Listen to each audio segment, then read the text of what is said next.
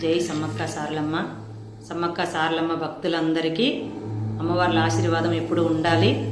బుధవారం రోజు ఈ నెల 28వ తారీఖు బుధవారం రోజున సారలమ్మ తల్లి, పగడిద్దిరాజుల వారు, గోవిందరాజుల వారు, జంపనల వారు బుధవారం రోజున గద్దెల మీదకి వస్తున్నారు. సమ్మక్క సారలమ్మ తల్లి బంగారు తల్లి జాతర మహాకుంభమేళ తర్వాత రెండో కుంభమేళ అనుకోండి. అంత గొప్పగా జాతర జరుగుతుంది, మేడారం జాతర. కాబట్టి భక్తులందరికీ మరి సారలమ్మ తల్లిని తెచ్చేటప్పుడు చూడాలని ఆశ ఉంటుంది. కానీ అందరూ చూడలేరు కదా ఒకటేసారి. కాబట్టి మేము చెప్పేది ఏంటంటే, అమ్మవారి దర్శనం మాకు అందలేదని బాధపడద్దు. మీరు మేడారంలో ప్రతి చెట్టుకు దేవుడే ఉంటుంది, ప్రతి చెట్టుకు అమ్మవారే ఉంటుంది.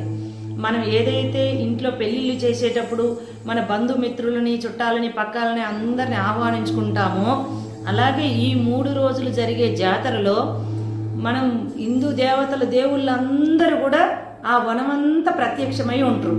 మీరు ఎక్కడ ఇంత ఏ చెట్టు కింద ఇంత పసుపు కుంకుమ వేసి కొబ్బరికాయ కొట్టుకున్నా, ఇంత బంగారం పెట్టినా కానీ మీకు అందరికీ మంచి జరుగుతుంది.